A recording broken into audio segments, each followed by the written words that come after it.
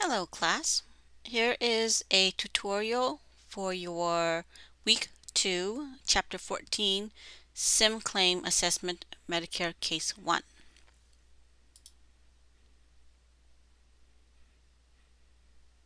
So I'm going to go ahead and open up the assessment. I also have the instructions here on the right side of my screen.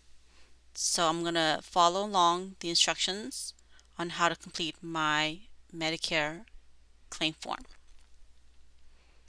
Alright, make sure you turn off any blockers from your desktop, laptop, computer, so that way when you click on the assessment, the window will open up. Okay, so I'm going to go ahead and hit Start Assignment Now. And as you can see, I've turned off my pop-up blocker, and here is the window of the assessment. Okay, so here you go. So you see here is the provider up in the left corner here, Angela Delalio. Here is the patient information, Pamela Pace. Here is the patient's insurance information. She has Medicare, no secondary insurance. Here is the special notes. Patient, looks like this is the information for the hospital, address and city, state, and zip, and MPI number. Here is the encounter information, place of service, outpatient. Related to work, no. Auto accident, no. Other accident, no. Patient's diagnosis, cutaneous abscess, right hand.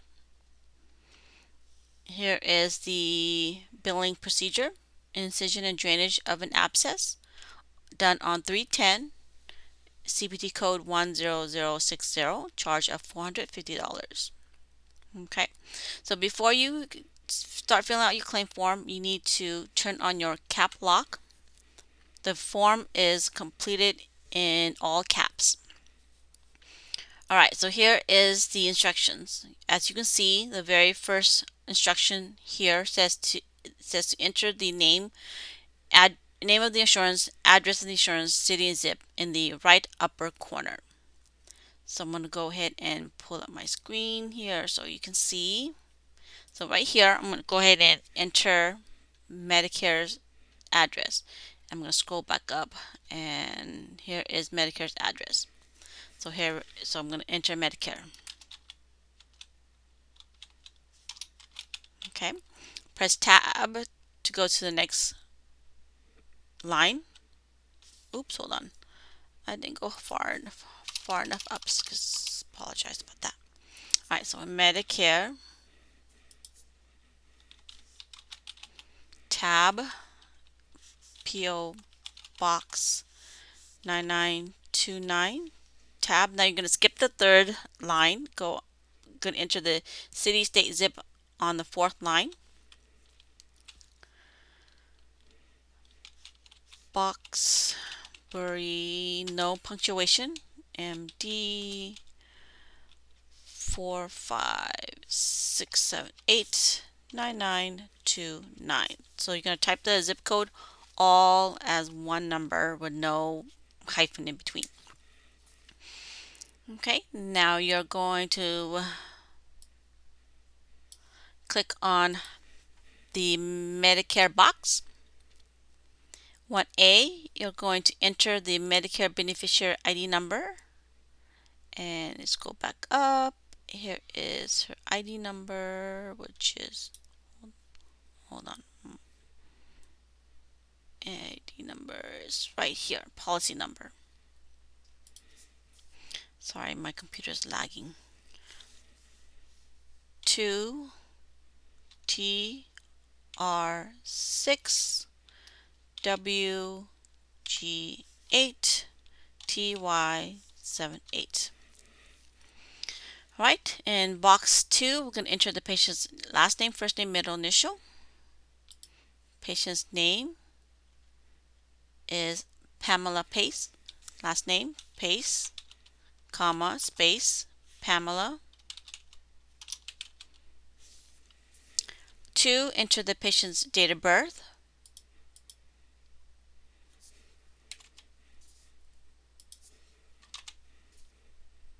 1950. And enter the patient's gender, female. 4, we're going to leave blank. 5, enter the patient's mailing address. 21, Wind Whisper Drive. City is Injury. State, New York. Zip code 12347. 1234.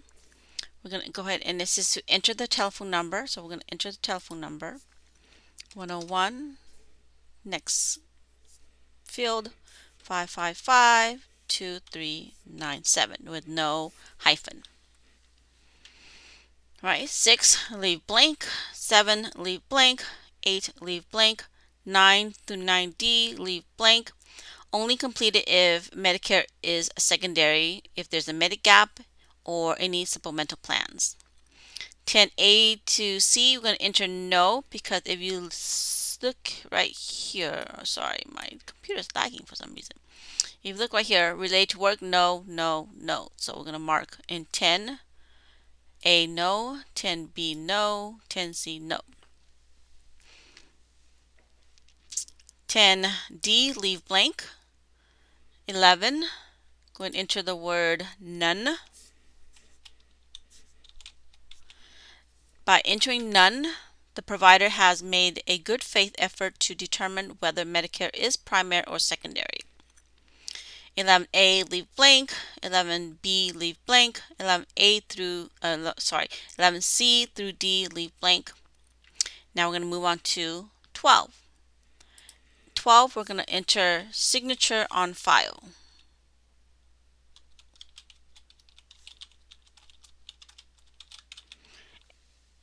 And it says here not to fill in the date, to leave the date blank.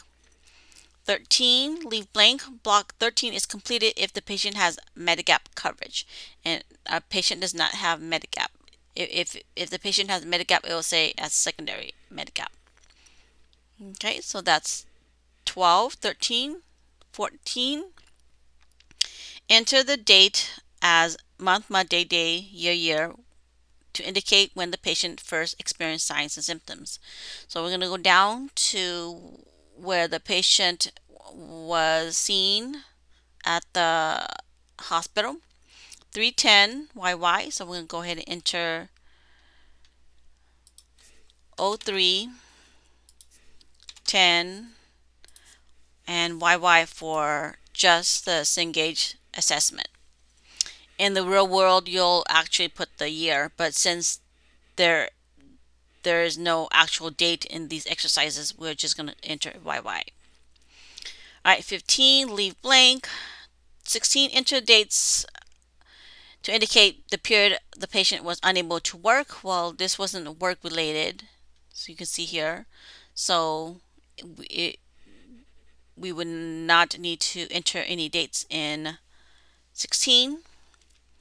17, if applicable, enter the first name, middle name, last name, and credentials of the professional who referred, ordered, or supervised healthcare services. So if you go back up here, you will see that there is a referring provider. The referring provider is Tamika Lambert, MD. So we're going to go ahead and enter the referring physician's name here. Now, before we enter the provider's name, it says here we're going to also enter qualifiers to identify which provider is being reported. Enter DN for referring provider, DK for ordering provider, DQ for supervising provider. This is a referring provider, so we're going to enter DN right here, and then we're going to go ahead and type the referring physician's name here. Tamika Lambert, MD. Okay, making sure I spelled her name correctly. Tameka Lambert, MD. And in 17B, we're going to enter the referring provider's NPI number, and here's is her NPI number right here. 567890123 Okay. 18, enter the admission date and discharge date if the patient received inpatient services. So if you go back to the services here, it says that the patient was seen in the hospital, but the patient was seen in an outpatient setting, not inpatient. So we would not need to enter any hospitalization dates in 18. 19, leave blank. 20, enter X in the no box if the laboratory procedures reported on the claim was performed in the provider's office.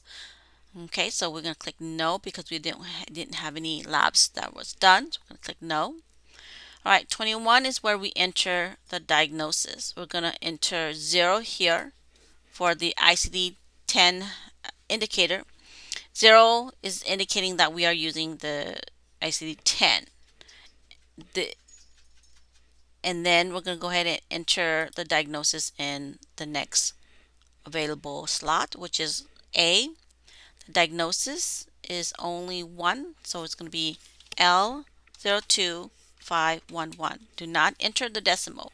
If you enter the decimal, it's going to get marked wrong. Okay, so it looks like just one diagnosis. Okay, so that's 21. All right, 22, leave blank. 23, enter the applicable quality improvement organization prior authorization number. Okay, we don't have any prior authorization number, so we're going to go ahead and leave that blank. 24 is where we're going to enter our charges. Okay, so 24A, date of service was on 03/10/YY. Place the service code is right here, 22. 24C, leave blank. 24D, enter the CPT. And if you scroll down, here's the CPT code right here, 10060. No modifiers. Diagnosis pointer pointing to area A right here. Charges 450, tab to go to the next column, 00, tab 1, and then 24J. 24J is, it depends on the provider. We are to enter the 10-digit NPI number for a provider who is a member of a group practice. We are to leave 24J blank if the provider is a solo practitioner. So if you scroll back up, you can tell that this doctor is a solo practitioner because there is no group practice name up at the top. If the physician was a part of a group practice, it will say a name for the group practice, such as Cengage Group, Medical Group, or Sutter Health Medical Group. So right now it only says the physician's name, so this is a solo practitioner. So you would not need to enter the provider's NPI number in 24J. Alright, so that's it. And then we're going to move on to 25. 25, we're going to enter the provider's EIN number. Here is the EIN number. 111982342. Going to check EIN. Patient's account number is right here, 60707. 27, we're going to check yes, that we agreed to accept the assignment. 28, we're going to enter the total charges, which is 450. Okay, now we're going to move on to 31. 31, we're going to enter the provider's name and credentials. The provider is Angela Delalio.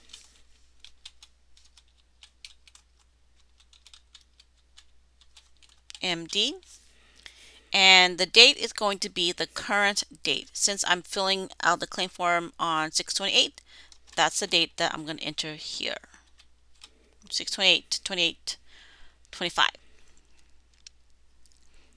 32, enter the name and address where procedures or services were provided at a location other than the patient's home.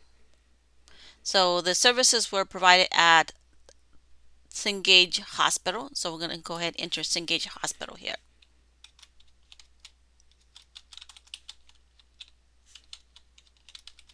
Enter to go to the next line.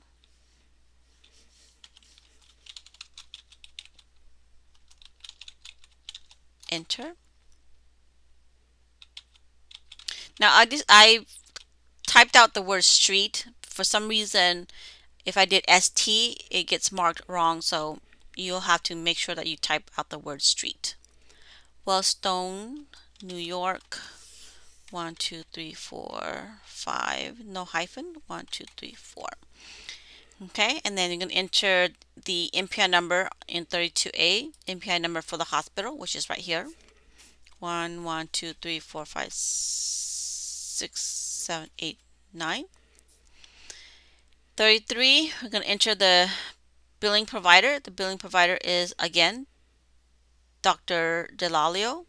So we'll enter Dr. Delalio's phone number here. Delalio. That's an unusual name there. 101. Going back up. Dr. Delalio. There we go. 555 4321. Again, no hyphen. Right, so we're going to enter Dr. Delalio's name here. Angela Delalio, MD. Press enter. Address is 99 Provider Drive, Injury, New York. 1, 2, 3, 4, 7. 2, 3, 4, 7. And then we're going to enter Dr. Delalio's MPI number, which is right here. 4, 5, 6, 7, 8, 9, 0, 1, 2, 3. Okay, so that is it. Now you want to make sure that you proofread your claim before you submit it, because any typo, any misspelling, any omitted information, or if you mistyped an address, phone number, is going to get marked wrong. So here's Medicare, PO Box 9929. Let's see here. So again, double check everything, make sure everything is correct. And I cannot stress double checking every single box, just to make sure that you have entered the information correctly. Because trust me, I've done this several times, and I did either a typo or I entered the number incorrectly and it got marked wrong. Okay, so let me see. Let me open this up right here. All right, so let's go ahead and hit save, and I'm going to submit it, and hopefully, fingers crossed, that I filled out my form accurately.